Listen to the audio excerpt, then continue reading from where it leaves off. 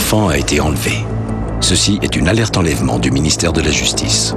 Quand le plan alerte enlèvement est déclenché, ce type de message est diffusé entre chaque programme pendant 3 heures. Et tous les quarts d'heure, un bandeau défile aussi sur toutes les chaînes de télévision. Mêmes indications dans les gares, les métros et sur les routes. Ce dispositif est inspiré du plan Amber, créé il y a 10 ans au Texas. Il est lancé très vite quand un enfant disparaît, car les premières 24 heures sont cruciales. Le texte a été adopté en France il y a 1 an à peine. La première alerte a lieu en juillet dernier. 2 sœurs sont introuvables dans le Maine-et-Loire. Le plan est déclenché, mais c'est une fausse alerte. Elles rentrent chez elles quelques heures après leur disparition. Les autorités sont prudentes car très souvent il s'agit de fugues et pas d'enlèvement criminel. Une théorie qui ne se vérifie pas toujours. Quand la petite Madison disparaît à Eyguières au printemps dernier, le système n'est pas lancé car il n'y a aucun signalement du ravisseur présumé. Peu de temps après, les enquêteurs apprennent que la fillette a bien été kidnappée, mais il est trop tard. Récemment, l'alerte a été lancée 2 fois avec succès. En moins de 24 heures, les enfants disparus ont été retrouvés, entre autres grâce aux messages multidiffusés. Aux États-Unis, en tout cas, le système a fait ses preuves. Il a permis de retrouver 140 mineurs en 10 ans. Avec nous en plateau, Nicole Gage, bonjour. Vous êtes ancienne secrétaire d'État aux droits des victimes. Vous êtes à l'origine de ce plan Amber à la française. Alors j'imagine qu'avec ce qui s'est passé récemment, les 2 succès du déclenchement de ce plan, c'est une victoire pour vous? Je suis satisfaite parce que il faut comprendre que je venais à peine d'être nommée secrétaire d'État aux droits des victimes, que quelques jours après, un petit Jonathan disparaissait. On l'a retrouvé mort 1 mois et demi après, et là, j'étais à la fois choquée et j'ai pris tout de suite conscience que c'était de ma responsabilité de chercher une solution et rapidement, pour que ça s'arrête, Et j'ai regardé ce qui se faisait autour de nous, je me suis tournée vers les États-Unis et le Canada, et j'ai découvert la procédure Amber Alert. J'y suis allée, j'ai décidé de l'importer, et on a ensuite travailler en France pour adapter ce modèle à notre système français. Et ça a été un très long combat justement d'arriver à l'adapter à la française?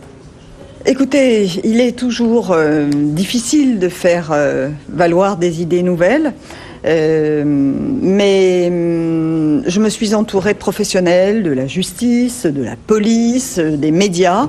On a travaillé ensemble. Il est évident que cette procédure est une procédure qui peut nous faire aboutir à sauver des vies humaines, des vies d'enfants. C'est très important et en même temps, elle n'est pas sans risque. Donc j'ai voulu une étude approfondie. Et puis il a fallu pousser un peu les lignes. Le droit des victimes, à l'époque où j'ai évoqué ce sujet, n'était pas encore tout à fait entré dans les mœurs. Voilà, on a convaincu les sceptiques et j'en suis très heureuse. À quelle réticence vous vous êtes heurtée? C'est quoi? C'est juste une frilosité des gens qui vous entouraient? Oui, encore une fois, ce que l'on n'a jamais vu, ce que l'on n'a pas encore fait, ce qui est nouveau, ce qu'on ne connaît pas, eh bien, on est frileux, on est sceptique. J'ai plaidé. Apparemment suffisamment bien pour qu'à terme, on arrive à la mise en place de cette procédure en France. Alors vous avez dit également que ce plan comportait des risques. Quels sont-ils? Quelles sont les limites justement de ce plan tel qu'on l'a vu fonctionner récemment? On ne peut pas exclure d'être face à des ravisseurs qui perdent un peu plus leur contrôle et que sous la pression passent à l'acte.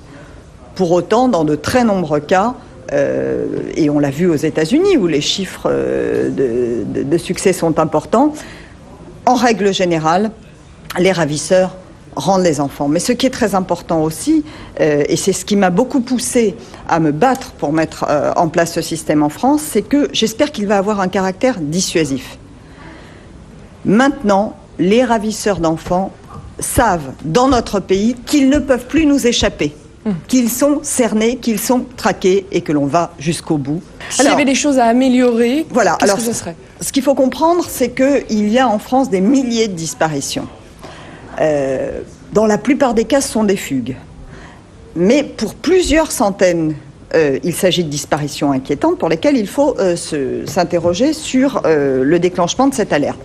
Donc pour que la procédure conserve un caractère exceptionnel, pour que les médias, comme ils l'ont fait cette fois-ci, cette semaine, et la population jouent le jeu, il faut que de façon très exceptionnelle seulement on déclenche l'alerte. et que l'on distingue donc les cas de fugue et disparition inquiétante. Je pense tout de même à l'avenir que nous pourrions réfléchir à assouplir ce modèle dans certains cas et dans certains cas seulement lorsque ce sont des enfants en très bas âge qui sont enlevés. Parce que eux, par définition, ils ne fuguent pas.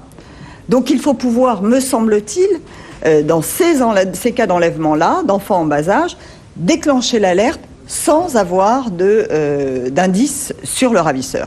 Et puis, il y a aussi d'autres limites. Ça marche, mais pour les enfants qui sont enlevés à proximité des frontières, on peut imaginer que le ravisseur passe vite la frontière. Alors, qu'est-ce qu'on peut faire ? Alors, il y a, à mon avis, à penser à faire traverser les frontières à cette procédure d'alerte et faire une alerte enlèvement européenne, un système qui nous permette à la fois de traquer les ravisseurs sur notre territoire, mais aussi de traverser les frontières, d'aller plus loin, parce que dans de très nombreux cas, on enlève les enfants et on les transporte très très vite à l'étranger. Concrètement, ça veut juste dire en quelques mots que ces messages d'alerte seraient aussi diffusés sur les chaînes à l'étranger, etc. Absolument, en tout cas dans des régions proches de l'endroit où l'endroit a été enlevé pour les pays limitrophes de... Voilà, alors avec cela aussi, nous avons mis en place une nouvelle procédure consistant à la mise en place d'un numéro de téléphone unique européen qui sera le 116 000 et qui va permettre aussi aux enfants qui se sentent menacés d'appeler avant, de dire leur détresse et ainsi peut-être d'éviter l'enlèvement. Merci beaucoup, Nicole Gage, d'avoir accepté notre invitation.